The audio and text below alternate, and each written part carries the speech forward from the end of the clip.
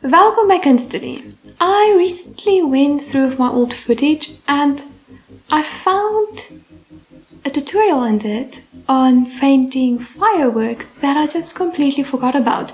You might have remembered that short I made on New Year's Eve. I made an entire tutorial on painting fireworks, so here it is. For this tutorial I'm using my, you guessed it, Montmartre gouache set, and I'm doing it on normal black cardstock. So first, trace a few circles with a pencil using something round. If you want to be fancy, you can use a compass, and if you want to be really fancy, you can use a pair of compasses. I'm just using a glass with a big rim and a small base so that I can get different circle sizes. Make sure that your circles go off of the edge of the page to make it more realistic looking and to save yourself the trouble of having to paint 4 entire fireworks instead of one entire one and a bunch of half ones. Then put crimson, purple and white on your palette. You'll also need some other colors, but I forgot to film myself showing them in a fancy way. So if they come up in the tutorial, I'll just tell you when I'm using them then. Let's start by mixing the crimson with the white to make a pinkish color, and then find the center of one of your circles. If you don't find it immediately, just keep on looking, it must be there somewhere.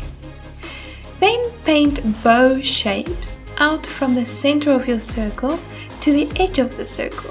The concave arch of the arc should face down and the round side should face up. This is because the piece of firework shoots up first and then gravity pulls it down in an arc, just like gravity pulls the end of a rainbow down. I also tried to make the center the thickest and make it go narrower at the end. This makes me feel artistic. After that, mix yellow and white. Add little blips of color at the end of each pink arc, as if there's a smaller explosion happening there. These blips follow the same rules as the big explosion, namely that they point to the center of the end of the arc. I aimed for 5 blips per arc end. Now I'm taking some of that previous pink paint and adding smaller pink arcs between the bigger arcs. This will help my firework look a little bit more 3D. And then adding small blips to the end of those arcs as well will make it look even more 3D. These arcs are in front of the big ones you painted a while ago, so the blips should also be in front. And then I also add a ring of blips in the center for good measure, and I sincerely hope that you have found the center by now. Alrighty, onwards to the next firework. Take some titanium white and paint streaks like bad highlights outwards from the center of the next circle. These white streaks do not have to go all the way up to the edge of the circle because we are going for a more ombre looking firework.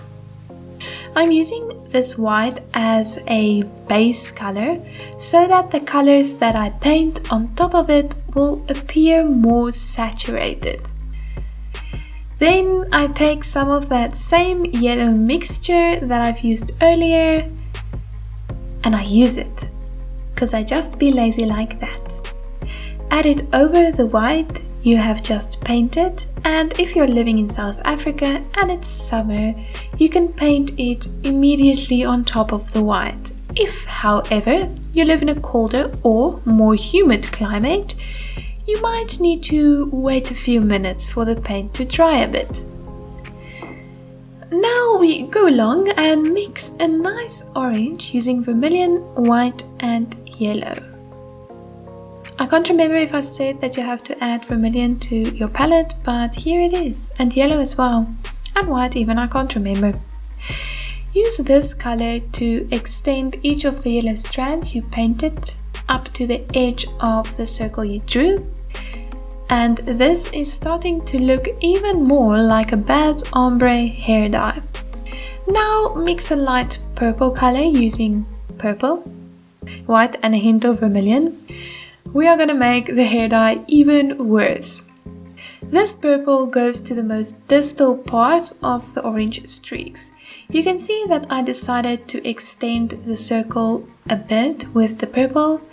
I'm going to say that this is to add even more variety into the shapes, but I honestly can't even remember if there was a specific reason that I did that. By the way, it is fine if this firework doesn't look 100% complete. It will not be the main focus point of the picture, and I just don't feel like making it look any better than it is now, because I'm kind of scared that I'll mess it up. Moving on, let's tackle the small firework on the right.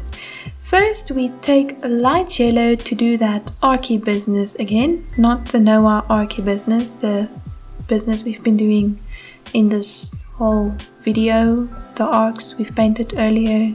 I hope you remember them, yes. Make them arcs about as straight as a rainbow. Remember that you still want to find the center of what would have been the complete circle and work from there. And you still want the concave sides of the arc facing down. Gravity has not changed in between now and the previous firework last time I checked. I hope. From those arcs, I then want you to paint streaks falling down, parallel with the line of gravity, almost like streaks of rain or palm leaves or worms doing synchronized bungee jumping. Now, add a white highlight to the main arcs. I also don't know why I did this, but it looks nice. And now the biggest firework in the middle.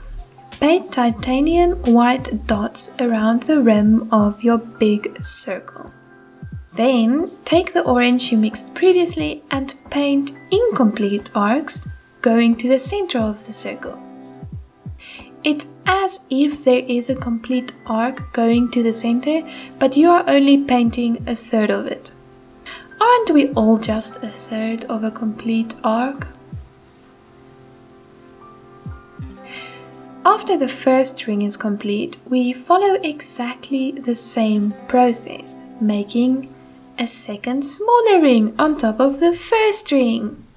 This was not one ring to rule them all.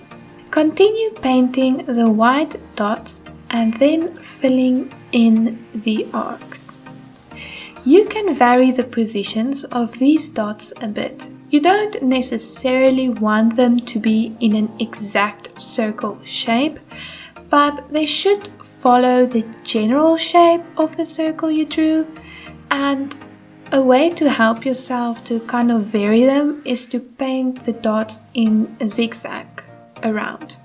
And then we paint the arc pieces again. I tried to make them appear narrower to the center, almost like a comet's tail, because these are firework sparks that's exploding from the main firework, so it would make sense that it's like a little comet's tail pointing towards the center. After that, we repeat the entire process again, painting the white dots and adding the pieces of arc. The closer to the center the arc pieces get, the shorter they become. This is because even though we are painting them flat, in reality they are rotated in 3D space, so a smaller amount of them are visible. You get the same effect by looking at a pencil from the side versus looking at one head on. Additionally to that, the closer to the center the arcs are, the more pronounced the arc shape is as well.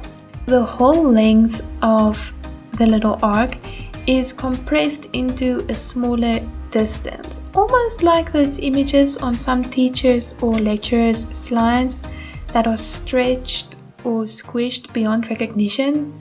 These pixels are now brutally forced to take less space, causing the distortion. And then finally add some strategic horizontal scribbles at the bottom of the picture to indicate reflection on water. Okay, now the fun part starts. After painstakingly painting all of the arcs, you now get to painstakingly glitter every single arc. Take some glue. Honestly, if it's wood glue, paper glue, craft glue, whatever glue works for you glue, it's fine. I used wood glue because that's what I had. I also put the above mentioned glue on a little plastic baggie because that's what I had. And I used toothpicks to apply the glue because that's what I had. And I didn't want to ruin a perfectly good brush on glitter and glue. And away we go, slowly adding glue to every single arc. Oh, and for me it worked better to add a teensy-weensy bit of water to the glue before applying it. I suggest that you only try this with water-based glues, but it made the glue less bulky.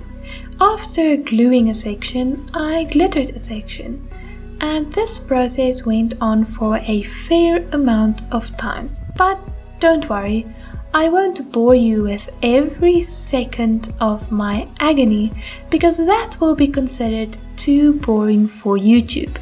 But if you love watching boring full-length videos, my Patreon might be for you. The link is in the description. And yeah, this glitter might look vaguely like turmeric powder, but oh, don't let it fool you. This certainly behaves like glitter, much to my deep-rooted delight of unexpected sparkling skin. After the glue is completely dry, it's time to bestow that majestic sparkle onto a beloved brush of yours. And after that brush did not work well enough to remove all of the glitter from your picture, bestow it as well onto your favorite piece of tissue paper. Then erase all of the pencil lines that are still visible, and you are done.